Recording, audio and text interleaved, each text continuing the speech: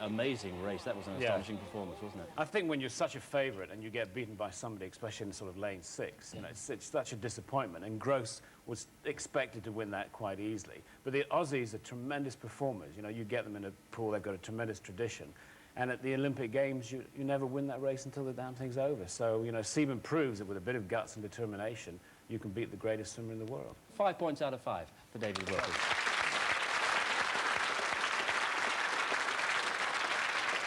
Mary Peters' turn now with the bronze starter for 1 point. Mary, name this great Polish athlete. Irina Shevchinska. Irina Shevchinska, straightforward bronze for yourself. 2 more if you take the risk and go for the silver. Yep. Right, of Shevchinska's 7 Olympic medals, only 1 came in the field events, a silver in the 1964 long jump. Question is, who won the gold ahead of Shevchinska, or Kirchenstein, as she was known then, in that long jump final in Tokyo? That's easy. That was Mary Rand, our own golden girl. I think everyone remembers that day, remembers that performance, and this was how she did it, out-jumping Shevchinska that day and breaking the world record in the process as well. And it's one of those performances everyone remembers where they were and how they heard the news of her great achievement. You were pretty close to it all, weren't you? Yes, I shared a room with Mary in Tokyo, and it was a wonderful experience. And with Anne Packer. And with Anne Packer as well. Did you get the feeling at the time that your turn for gold can't be that far away? I never thought it would come my way. It took me another 8 years. What was the significance, not only to yourself, but of that gold medal to the people of Northern Ireland? Well, it was a very sad time in Northern Ireland in 1972, and I got a wonderful welcome home, and I've been living in the party ever since. And I think that from my own point of view, I became an exclusive member of a very special family, because those who win gold medals have something in common which nobody else can join. Absolutely. You've still got work on hand here. You've got 3 points. Do you risk all for the 5 of the gold question? Let's go for gold. Okay, we're back with the multi-talented Shevchinska, who defended her 200-metre Olympic title in 1972. But in that race, she had to settle for bronze. Who won that 200-metre gold in Munich? Heidi Rosendahl.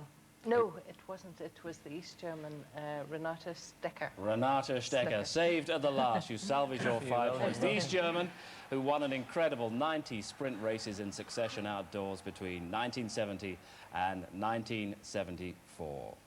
So well done, Mary. Maximum 5 points for Mary.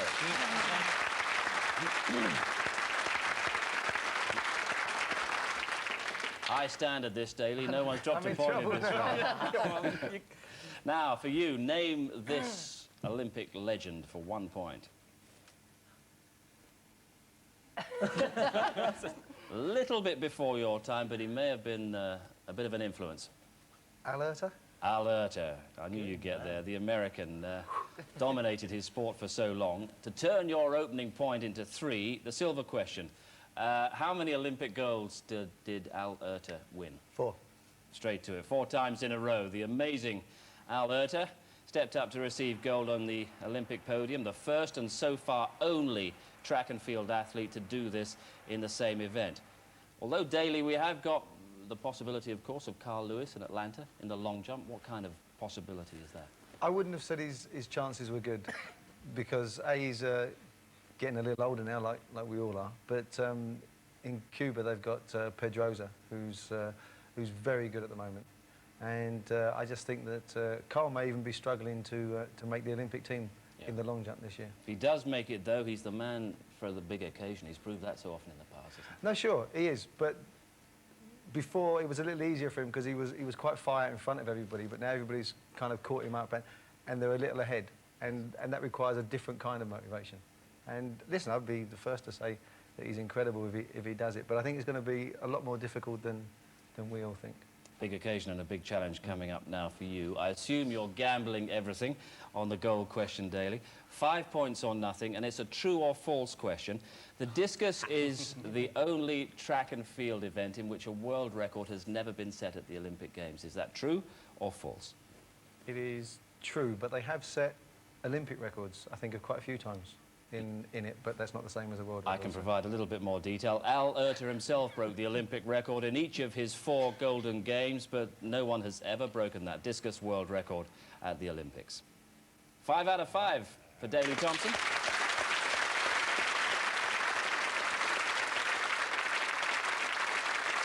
No one's dropped a point so far. 14 points all, maximum on either side.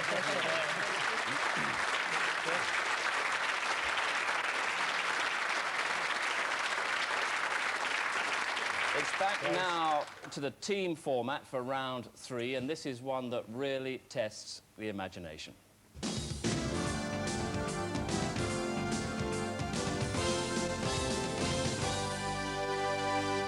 It's all about making the right connection. In 3 of our Olympic rings are different objects. In the other 2 are famous Olympians. There's a point for making the right link between one of the objects and one of the athletes, and another point if you get the explanation right as well. It's okay to guess, it's okay to speculate out loud, but I'll press you eventually for your official answer. And if you're wrong, the other side will get a chance to score a bonus. Daley and David, here's your puzzle first of all. We have as your 3 objects a cap, a spacesuit and a tractor. And one of those has a link with either Dave Wattle, the 1972 800-metre champion, or Nikolai Andrianov, the Soviet gymnastics gold medalist of the Montreal Games. Use your imagination. Can you make that connection? Dave Wattle always wanted to be a spaceman, but he had to settle for being a farmer instead. Not quite. And he always wore a cap when he... For an obscure reason, you got the first part of that right, Dave Wattle, and you mentioned the cap as well. Yeah.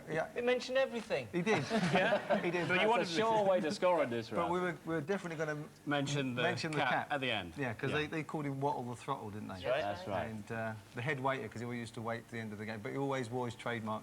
The trademark was the cap, and there's a story attached to it because the American always ran in his old golf cap, and he was so surprised by his win in Munich that he forgot to take it off during the American victory anthem. And he didn't realise his faux pas until a reporter asked if he'd been staging a protest.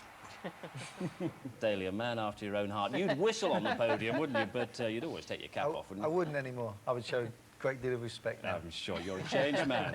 As I'm older but no wiser. Steve and Mary, here are your rings, and the objects: Mount Everest, a toilet, and a parrot. And one of them connects with either Mirat Sifter, the Ethiopian distance runner, or Greg Louganis, the American diving champion. What is the missing link? We've got them. I think we've got them. Boy, that's a toilet. You never seen one before? Toilet. The toilet and Louganis. Was it a training aid? What, you dive down the toilet? The cistern was never high enough. Greg. This is going to have to be a guess, Mary, do you know? I have no idea. No idea. Louganis and the parrot. Louganis and the parrot is had a pet imaginative. It takes us into a strange area, and it's totally wrong. All so right. the whole thing goes across to Daley and to Dave. Yifter for 1 point. Yifter, you got Yifter. Now, how did you get that? How did you get that? And What about the 3 objects? the toilet. The toilet? Yifter and the toilet. You've got that right. You've got a point for that. You've got to give us a reason. Yeah, go on. Believable, Well- coherent. Well, it's because he travelled really badly, and all the big meetings were obviously away from Ethiopia, where he comes from, and because of the bad water, he used to have the runs sick all a the lot. time. Yeah. If you give him a point for that, I'm going now. It's actually not far wrong. It is Thank you. Yifter, and it is the toilet. Yifter had 8 years of frustration for competitive reasons before his double gold in 1980. In Munich, he got a bronze at 10,000 metres, but missed his 5,000-metre heat because he was stuck in the toilet instead of lining up for the race. I'm serious. That's what I heard.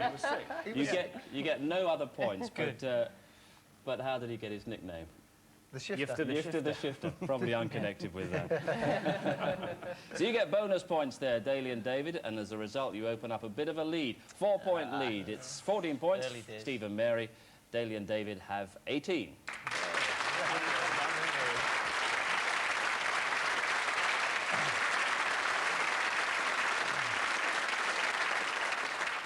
Now Now it's competition time for you at home. On offer each week, there's a weekend for two on the shores of Lake Geneva, including a visit to the Olympic Museum in Lausanne. Or for those winners who can't fit that in, there's £1,000 in premium bonds. And we've an Olympic watch each for the first 5 runners-up out of the hat. It's all about getting a single name right each week. Last week we asked, what does Carl Lewis's F stand for? Is it Franklin, Frederick, or Fitzroy? Well, the answer was choice B, Frederick, and there's the winner, picked out by our computer from thousands of calls, and congratulations also to our 5 runners-up who get an Olympic watch.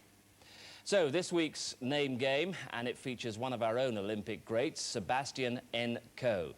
But what does that N stand for? Is it choice A, Norman, choice B, Newbold, or C, Nigel? Ring in on 0891 44 7777. That's 0891 44 7777 and have a go. Lines are open until midday tomorrow, and the answer and a new competition next week. So back to the even less serious stuff and our next round.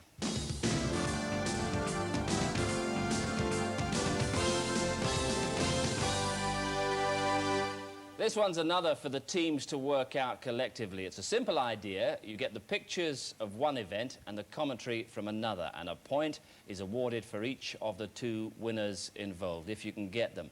The other side can come in for a bonus if you get either part of it wrong. First of all, this week, it's Steve and Mary. Watch and listen very carefully. I wonder how much that semi-final took out of Bo. He looks a bit lethargic. Second count.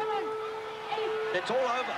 The Commonwealth Games champion, silver medalist in the Pan American Games last year, and now the Olympic gold medalist. Well, it's Harry Carpenter, but he's certainly not at Wimbledon. Sort that out for us, can you? Steffi Graf in tennis, yeah? Yes. Steffi Graf? Yeah? Go on, Steffi Graf, no. Was it not? I think he was an American. Who won the But tennis? you get a chance to get All right. Is it Mary the other. Pierce? The boxer. It wasn't Mary Pierce in the boxing, no. It was. I get a feeling you're hitting the buffers on this one. Yeah, you could be right. Let's take it across Go on. to Daley and David. I think Both points still available. The commentary Yeah. was Lennox Lewis. It was Harry Carpenter on Lennox Lewis, but I know what you mean. Yeah? On Lennox Lewis. Yeah? And the tennis player was it... Wait a sec, wait a sec. Do you know? No, I've got no idea. No. Oh, well, it's an American. American, female. Yeah, so it's going to be either It's great teamwork, isn't it? Capriati. Jennifer Capriati, you're absolutely right, winning the Olympic gold. But this was Lennox Lewis taking his super heavyweight title in 1988. That's what you heard Harry's commentary on. And, of course, Jennifer Capriati beating Steffi Graf to become the surprise winner in Barcelona. Well, your turn now, once again, with the sound and vision. Daley and David, watch this and listen carefully. There's only 10 metres to go. Can he get it? He's coming through very quickly indeed. This is a tremendous finish. It's going to be a fingertip touch, and has got it.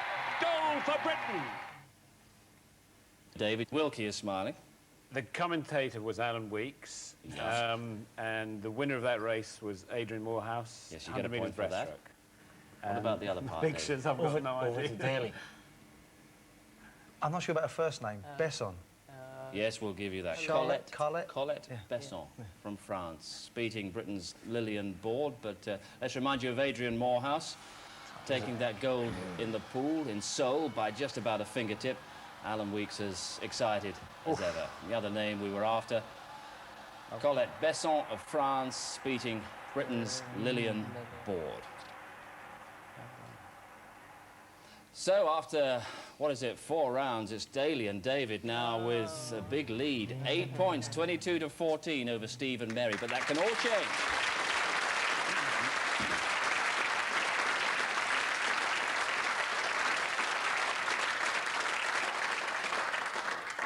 Because now it's the relay, the final round, with a lot of points at stake. As many questions as you can answer in 2.5 minutes. Some of them are easy, some of them are tough. If you answer correctly, your partner gets the next question. If you're wrong, then the baton, as it were, passes to the other side. Second place team begins, so that's Steve and Mary.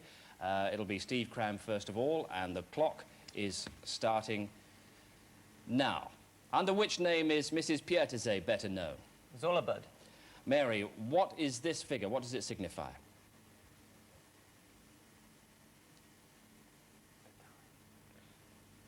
Worth a guess. Steve can help here. Full Long hop. jump. Oh, long jump. Long jump from Bob Beeman. Bob Beeman, 8 meters 90, Beeman's Mexico jump. Steve, when the 1908 games were held in London, which stadium staged the games? Oh, White City. It was White City, now on a site occupied by the BBC. Mary, which letter of the alphabet was the first letter of each host city from 1968 to 1980? M. It was M, Mexico, Munich, Montreal and Moscow. Steve, who is this? Chris Boardman. Chris Boardman, 4,000 metre pursuit champion from Barcelona. Mary, who was the German high jumper who was the youngest in 1972 and the oldest in 1984 to win gold in her event? Mayfart. Ulrika Mayfarth. Steve, true or false, Britain can enter the Olympic football competition? False. Careful, you're absolutely right. FIFA run the event, and in football terms, Scotland, Wales, Northern Ireland and England are registered as separate countries. Mary, which city finished runner-up in the 2000 Olympic bid? Beijing. It was Beijing. Steve, you're going well. What was the name of the main stadium in Barcelona, the main athletic stadium? What is the name, Mary? I have no idea. The Olympic Stadium. It's a tough one. It was Montjuic, and at last the baton goes across to Daley and David. Daley, what nationality was Baron de Coubertin, the founder of the modern Olympic movement? French. He was French. David, which country made a comeback at the 1992 Olympics after being banned since 1960? South Africa. Daley, which baseball team takes over the Olympic Stadium after the 1996 Games? The Atlanta Braves. Atlanta Braves. David, which Glasgow Rangers footballer has an Olympic gold medal? Tough one. Glasgow. It's not Gascoigne, is it? Definitely not Gascoigne, no. Correct. No, need an answer. It's Alexei Mikhailichenko. So we go back to Steve and to Mary. Which Olympic sport, Steve, was started by Eskimos? Kayak. Kayak, canoeing sport. Mary, who is this? You can help Steve. Time is running out. And I don't think you're going to make Peters. it. It was very close. That was the sound, I think it was, of the flame being extinguished, and the flame being extinguished on Steve and Mary. Mary Jose-Perec, the graceful Frenchwoman that was, who is the current 400-metre athletics gold medalist. All came just a little bit too late for Steve and for Mary, because Daley and David win our contest tonight by 2 points, 25 to 23.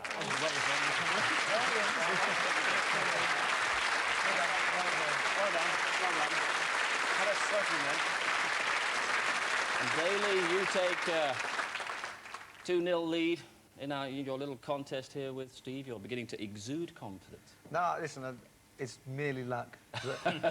that there's two geniuses on this team. I think we agree it's merely luck. It's good fun anyway. Thanks to tonight's special guests. That's Mary Peters and David Wilkie. Next week, Daley and Steve will be joined by Neil Thomas and Ginny Lang. Goodbye till then.